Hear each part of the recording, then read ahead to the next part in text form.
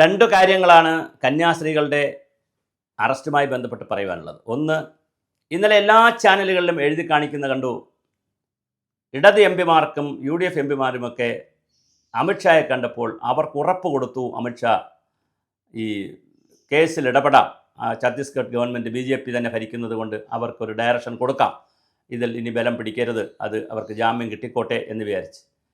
പക്ഷേ ഇന്നലെ എല്ലാ ചാനലുകളിലും ഇത് എഴുതി കാണിക്കുമ്പോൾ മറ്റൊരു സങ്കടകരമായ കാര്യം കൂടി നടന്നു.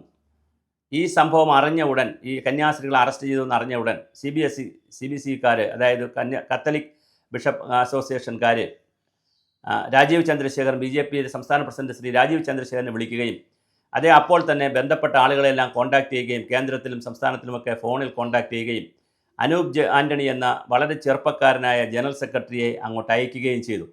അദ്ദേഹം അവിടെ പോയി അദ്ദേഹത്തിൻ്റെ കൂടെ ഉണ്ടായിരുന്ന യുവമോർച്ചയിലുണ്ടായിരുന്ന ആളാണ് ഇപ്പോൾ അവിടുത്തെ ആഭ്യന്തരമന്ത്രിയും ഉപമുഖ്യമന്ത്രിയും, അദ്ദേഹവുമായി സംസാരിച്ചു.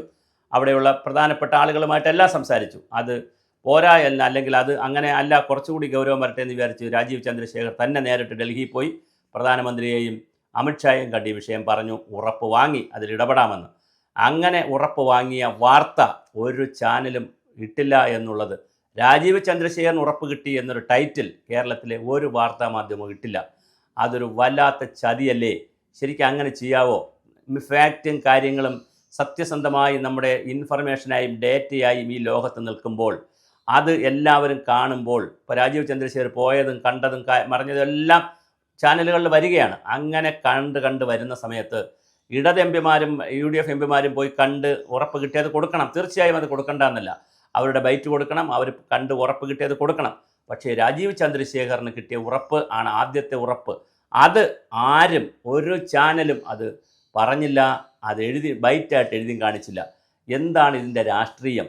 ഇവിടെ വടക്കേ ഇന്ത്യയിൽ ജാർഖണ്ഡോ അല്ലെങ്കിൽ ഛത്തീസ്ഗഡ് എന്നൊക്കെ പറയുന്ന സംസ്ഥാനങ്ങളിൽ നടക്കുന്ന, അല്ലെങ്കിൽ ഒഡീഷ പോലുള്ള സംസ്ഥാനങ്ങളിൽ നടക്കുന്ന ഏതെങ്കിലും ഒരു സംഭവത്തെ വളരെ വലിയ രൂപത്തിൽ പർവ്വതീകരിച്ചും വലിയ രൂപത്തിൽ അതിൻ്റെ അലകും പിടിയുമെല്ലാം മാറ്റി അതിൻ്റെ മെരിറ്റെല്ലാം നഷ്ടപ്പെടുത്തി അതൊരു രണ്ട് മതവിഭാഗങ്ങൾ തമ്മിലുള്ള പ്രശ്നമാണെന്ന് വരുത്തി തീർത്ത്, ഹിന്ദു ക്രിസ്ത്യൻ പ്രശ്നമാണെന്നൊക്കെ വരുത്തി തീർത്ത് നരേന്ദ്രമോദി മറുപടി പറയണമെന്നും അതുപോലെ തന്നെ BJP മറുപടി പറയണമെന്നും സംസ്ഥാന BJP മറുപടി പറയണമെന്നൊക്കെ ഉള്ള നിലയിലൊക്കെ കൊണ്ടുവന്ന് ഓക്കെ ആ രാഷ്ട്രീയമൊക്കെ നടക്കട്ടെ.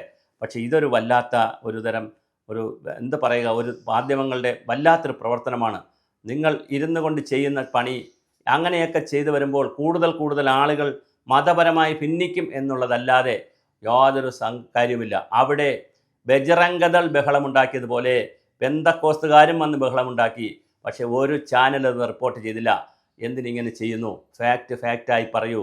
അവിടെ റെക്കോർഡുകൾ പലതുമില്ല, ആബ്സെൻ്റ് ആയതുകൊണ്ടാണ് അവരെ രണ്ട് കന്യാസ്ത്രീകൾ അറസ്റ്റ് ചെയ്തത്. ഒന്നുകിൽ അവർക്ക് റെക്കോർഡ് കൊണ്ടുപോകാൻ അറിയില്ല, അല്ലെങ്കിൽ അവർ എടുത്തില്ല, എന്തോ പ്രശ്നമുണ്ട്. റെക്കോർഡുകളില്ല. റെയിൽവേ പ്ലാറ്റ്ഫോം ടിക്കറ്റ് പോലും ഇല്ലാത്തതിൻ്റെ, റെയിൽവേ ടിക്കറ്റിൻ്റെ പ്രശ്നങ്ങൾ വരെ ചോദിച്ചാണ് അവരെ അറസ്റ്റ് ചെയ്യുന്നത്. അറസ്റ്റ് ചെയ്തപ്പോൾ ആ കുട്ടികളിൽ അവർ ആദിവാസി ഹിന്ദു വിഭാഗത്തിൽപ്പെട്ടവരാണ്. അവർ ക്രിസ്ത്യ വിഭാഗത്തിലേക്ക് മനസ്സുകൊണ്ട് മാറി എന്ന് പറയുന്നു, പക്ഷേ റെക്കോർഡ് കൊണ്ട് മാറിയിട്ടില്ല. അങ്ങനെ ഒരുപാട് പ്രശ്നങ്ങളുള്ള കുഴഞ്ഞു മറിഞ്ഞ ഒരു പ്രശ്നത്തെയാണ് നമ്മളിങ്ങനെ വഷളാക്കിയത്. ഇതേന് സമാന്തരമായൊരു കാര്യം പറഞ്ഞുകൊണ്ട് നമുക്ക് ഈ വീഡിയോ അവസാനിപ്പിക്കാം. നിമിഷപ്രിയ യമനിൽ കിടക്കുകയാണ്, ജയിലിൽ.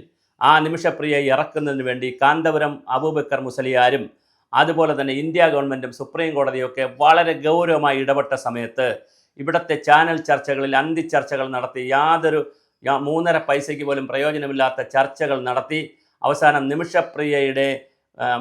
നിമിഷപ്രിയയെ കൊന്ന ആ ആളിൻ്റെ സഹോദരന് ഇവിടെ നിന്ന് തന്നെ മലയാളത്തിലുള്ള സോഷ്യൽ മീഡിയയുടെയും ചാനലുകളിലെയും വാർത്തകൾ അറബിയിലാക്കി അവിടെ അയച്ചു കൊടുത്ത്, ആ സഹോദരൻ അവിടെ ഇരുന്നുകൊണ്ട് അത് അറബിയിൽ ഫേസ്ബുക്ക് പോസ്റ്റ് ഇട്ട്, ഒരു കാരണവശാലും ഞങ്ങളെ കുടുംബത്തെ തെറി പറയുന്നവർ, കുടുംബമാണ് ഇതിന് കുഴപ്പമെന്ന് പറഞ്ഞ് നിൽക്കുന്നവർ ഇങ്ങോട്ട് വരരുത്, വധശിക്ഷ തന്നെ നടപ്പിലാക്കണം.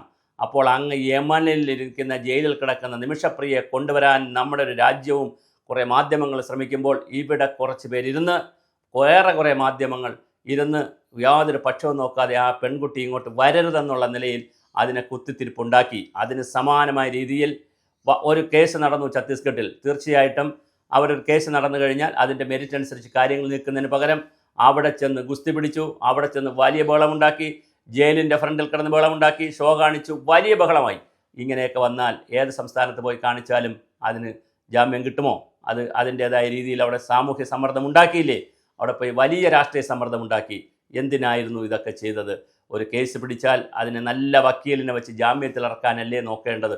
എന്നിട്ട് കേസ് പറയുകയല്ലേ വേണ്ടത്? പക്ഷേ ഇതൊന്നുമല്ല നടക്കുന്നത്. ഇതൊരു തരം പിന്തിരിപ്പൻ കുത്തിത്തിരിപ്പ് രാഷ്ട്രീയവും അതിനെ ചൂട് പിടിക്കുന്ന കുട പിടിക്കുന്ന മാധ്യമ പ്രവർത്തനം കൂടി ആകുമ്പോൾ സത്യം മറ്റൊരു സ്ഥലത്ത് നിൽക്കുന്നു. ഞാൻ BJPക്ക് വേണ്ടി വക്കാലത്തെടുത്തതല്ല, എനിക്കങ്ങനെ ഒരു പണിയുമില്ല. പക്ഷേ സത്യമായി ഇവിടെ നിൽക്കും. ചരിത്ര വിദ്യാർത്ഥികൾ അത് സത്യമായി തന്നെ പഠിക്കും.